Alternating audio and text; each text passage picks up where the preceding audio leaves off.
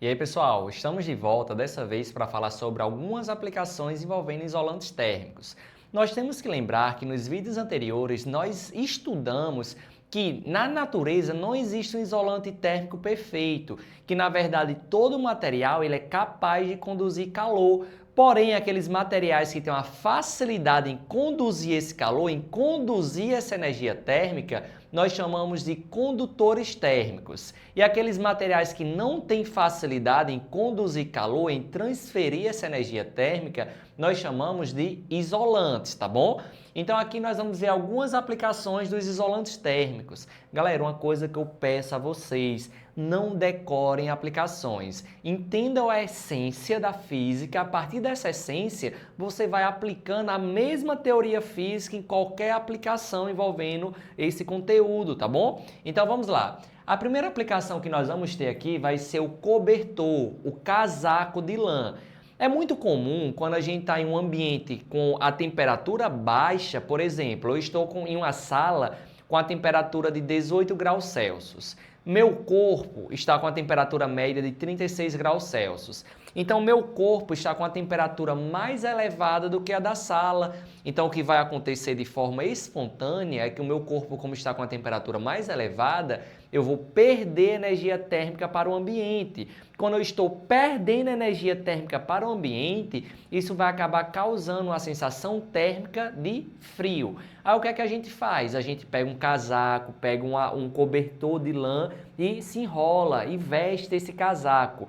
Pessoal, quando a gente faz isso, é muito comum a galera cometer o erro em falar: ah, o cobertor está me esquentando, ah, o casaco está me esquentando. Galera, lembrem, cobertor, casaco, lençol, nada disso vai esquentar o nosso corpo. O que esses materiais vão fazer é o seguinte: vocês lembram que eu falei que o nosso corpo está perdendo energia térmica para o ambiente?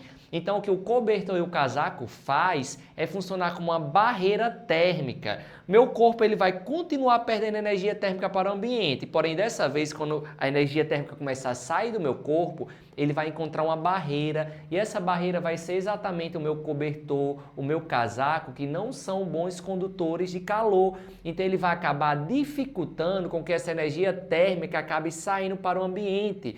Então, ele acaba ficando aprisionado, de certa forma, boa parte dele, dessa energia térmica que eu perdi, ali entre o meu corpo e o cobertor, entre o meu corpo e o casaco, criando essa sensação térmica de quentinho. Então, mais uma vez, cobertor e casaco, eles não esquentam o nosso corpo.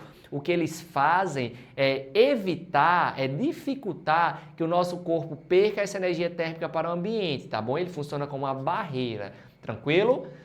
Pessoal, outro exemplo aqui. Eu tenho um gelo, uma garrafa congelada. Eu vou ter duas situações. Vou ter duas bandejas. Em uma bandeja eu vou deixar o gelo e outra bandeja eu também vou colocar gelo. Porém, no gelo eu vou colocar ele dentro de um lençol.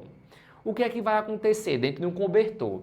Pessoal, quando eu coloco ele dentro do cobertor, muita gente pensa de maneira errada que o cobertor vai esquentar o gelo. Porém, tome cuidado, vamos entender o que é que está acontecendo aqui. O gelo está com a temperatura ali de 0 graus Celsius. Eu coloco ele em um ambiente com a temperatura de 25 graus Celsius. Então, o gelo, por ter uma temperatura menor do que o ambiente, o gelo vai o quê? Receber energia térmica do ambiente. Quando o gelo começa a receber essa energia térmica do ambiente, a temperatura do gelo vai o quê? Aumentar. Quando a temperatura do gelo for aumentando, o gelo vai acabar derretendo, tá bom? Então percebam o seguinte, eu tenho duas situações, o gelo dentro de um cobertor e o gelo sem estar no cobertor. Galera, em qual situação o gelo vai derreter mais rápido? Vai ser qual? Pensa aí. É comum muita gente responder que o gelo vai derreter mais rápido naquela situação que eu coloquei cobertor, porque muita gente pensa de maneira errada que o cobertor esquenta, porém o cobertor não vai esquentar. O cobertor faz o quê? Dificulta a troca de energia térmica, a transferência de energia térmica. Então, quando eu tenho o gelo sem o cobertor, ele vai receber energia térmica do ambiente facilmente, não vai ter nenhuma barreira que vai dificultar isso. Então, quando ele recebe essa energia térmica do ambiente, ele vai acabar aumentando a sua temperatura rapidamente. Quando ele aumenta a sua temperatura rapidamente, ele vai derreter rapidamente. Já quando eu tenho o gelo protegido pelo cobertor, a energia térmica vai vir do ambiente para o gelo, porém vai encontrar uma barreira, que é o cobertor. Essa barreira vai dificultar com que a energia térmica entre. Se dificulta com que a energia térmica entre, então o gelo acaba demorando para receber essa energia térmica. Se o gelo demora para receber essa energia térmica, consequentemente, o gelo vai demorar a derreter. Então lembrem, mais uma vez, casaco e cobertor, eles não vão esquentar um corpo. O que eles dois vão fazer sempre vai ser o quê? Vai dificultar essa troca de energia térmica, beleza? Galera, outro exemplo muito comum é o iglu. Iglu é aquelas casas de gelo. Quando eu era criança, eu gostava muito de assistir o desenho do Pica-Pau. Aí tem um episódio lá do Pica-Pau que apareceu um pinguim. Pessoal, esse pinguim, eu não tenho certeza que não era apenas eu que tinha esse pensamento, não. Você também tinha esse pensamento quando você assistia esse episódio do Pica-Pau, no qual o pinguim ele construía a sua casa de gelo. Na minha cabeça eu pensava, vala do pinguim burro. Pessoal, na minha cabeça, na minha mente, eu imaginava como é que você vai construir uma casa de gelo se você já está com frio. Então, na minha mente, eu entendia naquela época que uma casa de gelo ia deixar o ambiente mais frio ainda. Porém, está errado. Pense comigo, o gelo é um bom condutor de calor? Não. A gente já viu que, de forma geral, os bons condutores de calores são o quê? Materiais metálicos, tá bom? São materiais cerâmicos e o grafite. De forma geral, esses são os principais condutores de calor. O restante não vai ser condutor de calor. Então, o gelo não é um bom condutor de calor. A neve não é um bom condutor de calor. A neve ela é porosa. Se ela é porosa, ela permite ali a presença de ar. Se ela permite a presença de ar, então o ar, nós vamos lembrar que o ar é o quê? Um isolante térmico, beleza? Então, quando o pinguim fazia sua casa de gelo, acontecia a seguinte situação. O ambiente externo estava com temperatura, por exemplo, de menos 20 graus Celsius. E dentro da casinha de gelo estava o pinguim com a sua temperatura, eu não sei a temperatura média do corpo de um pinguim, mas vou colocar aqui como se fosse a do corpo humano, 36 graus Celsius. Então a temperatura do corpo humano é maior do que a temperatura do ambiente. Então o que vai acontecer de forma espontânea é o corpo humano perder energia térmica para o ambiente, que está a menos 10, menos 20 graus Celsius. Então, o meu corpo ele vai começar a perder essa energia térmica, porém, ele vai encontrar uma barreira. Quando ele encontra essa barreira, é justamente a barreira do gelo, e o gelo não é um bom condutor de calor, pelo contrário, o gelo ele é um isolante térmico, tá bom? Então, o que acontece é mais ou menos o seguinte, ó. Nós vamos ter aqui o iglu. Pessoal, quando nós temos aqui o iglu, aqui fora está, por exemplo, a menos 20 graus Celsius. Aqui tem uma pessoa a 36 graus Celsius. Como a temperatura da pessoa é maior do que a temperatura do ambiente, então o que vai acontecer é que essa pessoa vai começar a perder energia térmica para o ambiente. Quando ela começa a perder energia térmica para o ambiente, percebam que eu vou encontrar aqui uma barreira que vai dificultar essa propagação da energia térmica. Vai dificultar com que a energia térmica do rapaz que está saindo aqui acabe indo para o ambiente. Então, essa energia térmica vai acabar ficando acumulada dentro dessa região. Ah, Lucas, mas não vai passar energia térmica para o outro lado? Vai.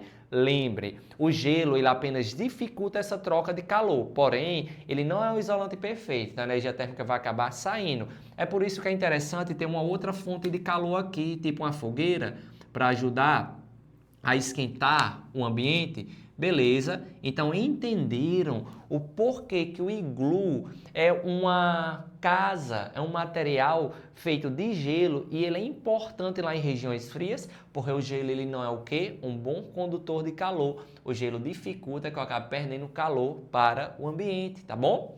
Outra situação que eu via muito naqueles filmes que passavam em deserto, eu vi aquele pessoal nos desertos com um monte de vestimentas pesadas, com um monte de roupa grossa. Na minha cabeça também aquele pessoal, eles estavam fazendo uma coisa extremamente errada, porque na minha mente, se eu estou em uma região muito quente, eu não quero usar roupa pesada não quero usar roupa grossa não, eu quero andar de quê? De regata. para ficar refrescando tranquilamente. Porém, vamos pensar o seguinte, lá em regiões desérticas, tem aqui a pessoa com a temperatura corporal a 36 graus Celsius. E eu tenho aqui o ambiente com sensação térmica de 50 graus Celsius. Então, o que vai acontecer aqui, pessoal? A temperatura do ambiente está sendo maior que a temperatura do corpo.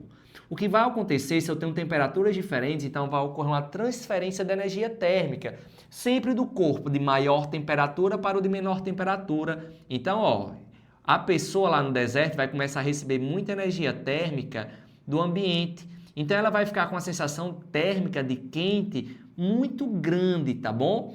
Então, eu vou tentar dificultar essa entrada de energia térmica. E como é que eu posso dificultar essa entrada de energia térmica? Usando exatamente algum isolante. E o isolante perfeito é justamente o quê? Aquelas roupas grossas. Então, quando o pessoal usa aqui as roupas grossas, essas roupas grossas, aqui, ó, ela vai dificultar essa entrada da energia térmica, tá bom? Então, se ela dificulta a entrada da energia térmica, ela acaba esquentando menos do que se a pessoa não tivesse com essa roupa pesada, que dificulta a entrada da energia térmica, beleza? Isso é justamente o grupo dos beduínos que usam esse tipo de roupa. E esse grupo dos beduínos, além de usar essas roupas grossas de lã aqui, essas roupas, geralmente, eles costumam usar roupas pretas. Ah, professor, por que usam roupas pretas? Pessoal, nós vamos lembrar que o preto absorve mais o calor. Então, aqui tem uma pequena contradição. Ele quer absorver mais calor com a cor preta? Quer. É porque aqui vai começar a ocorrer umas correntes de convecção. Porém, lá na aula, lá no vídeo de aplicações de convecção, eu explico por que a cor preta é utilizada principalmente nessas roupas dos beduínos. Então, desse vídeo, você tem que saber sair algumas coisas básicas. Você tem que saber que o isolante ele é capaz de conduzir calor, porém, ele dificulta mais do que o que ele transmite. Então, isolante é todo material que dificulta a troca de calor, que dificulta o fluxo de calor. Esse fluxo de calor pode ser no sentido de receber calor ou de perder. Vocês têm que saber que cobertor e casaco não esquenta. Cobertor e casaco é um isolante, isso é isolante, então ele vai dificultar essa troca de calor, tanto a entrada quanto a saída. A mesma coisa daqui do cobertor no gelo, do iglu, dos beduínos, lá das casas de madeira. Então aqui nós vamos ter diversas aplicações dos isolantes. Tranquilo, galerinha? Espero que vocês tenham entendido essa nossa aula sobre algumas aplicações de isolantes térmicos. No próximo vídeo nós iremos falar um pouco mais sobre esses processos de propagação de calor.